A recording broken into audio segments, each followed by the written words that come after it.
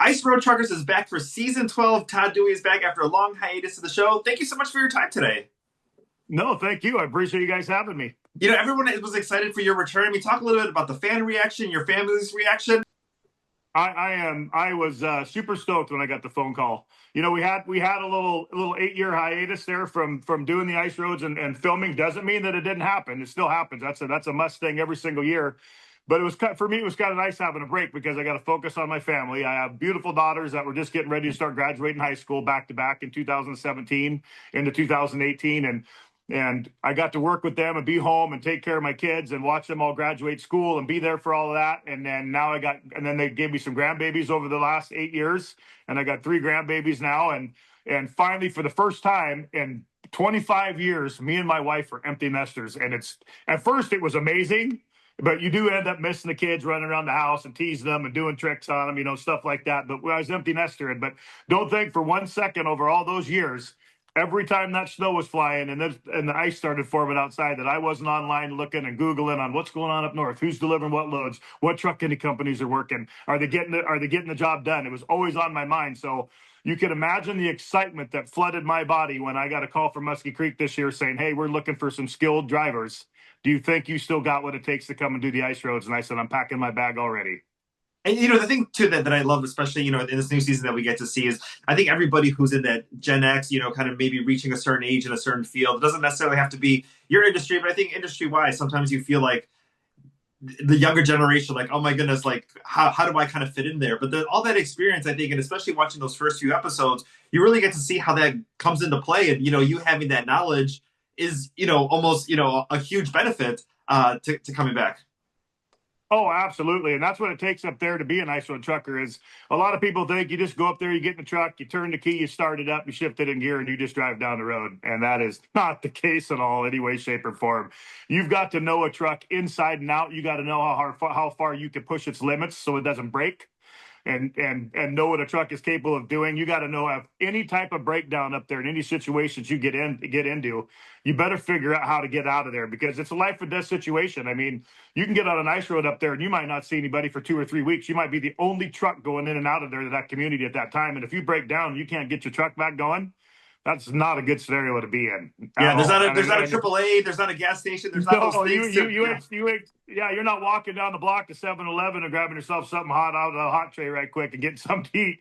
You are stuck right there. And if you don't get your truck back up and running within, I'm going to say probably 15 minutes to maybe 20 minutes, the oil gets so thick in the oil pan, doesn't matter how much juice you have in the batteries, it's like having molasses just stuck in your motor. It won't let you start your motor back up. So it's a crazy adventure up there. I'm not gonna lie to you or try to twist it. And people think it's just another job, but no, there's so much more involved in that, as you are going to find out on the new season. Exactly. And the main thing is a lot of guys get comfortable and think, oh, this is super easy, it's no big deal. Right when you think you've got it all figured out and you're super comfortable, that's when something jumps up and bites you right in the ass. And I tell you what, and it's always something new. And you're like, how does this stuff even happen? How does this even go on? So even after being a trucker for 35 years myself, something new always happens. And I still learn all the time up there in those ice roads, what I can do and what I can't do. And no spoilers, Todd is very quick on his feet, but there's a couple of cliffhangers and a couple of, moments where we get to see, some of those scary moments, for you. Oh, absolutely. Hey, believe me, there's a lot of times I start second guessing myself up there too, thinking, am I not doing this right? Am I not thinking of the right situation? Am I going to be able to get out of this? That's where the stress factor kicks in. Oh, exactly. For people who are unfamiliar, we talk a little bit about, St. Teresa's Point, Garden Hill, kind of what that area is like and the times of the year that you can go down, these ice roads. Oh yeah, it's very vital. I mean, you have to, of course, you got to wait for Mother Nature to really kick in. And hopefully the ice gets thick enough. That's one of the main things. I mean, you honestly don't know. There's at any point in time you could go through the ice. That's a given. And it happens every year. Someone does pass away or someone goes through the ice and someone loses their life up there trying to deliver to those communities. And it's trying to get to those communities is once you get on those ice roads, you honestly don't know what to expect. You don't know what the condition of the road's going to be like, how thick the ice is going to be. You don't know how if your truck's going to break down up there on you. These are all factors that you're just running through your mind the whole entire time you're trying to get these loads in the community. But I tell you what, when you fight those Mother Nature and you fight those ice roads and you fight the breakdowns and losing your loads and how whatever Mother Nature throws at you, where your body is so exhausted at the end of your trip, you're just like, oh my gosh, I finally made it. But when you roll into those communities and those families come out, and it's like I tell you what, it's like Christmas time as a kid for them.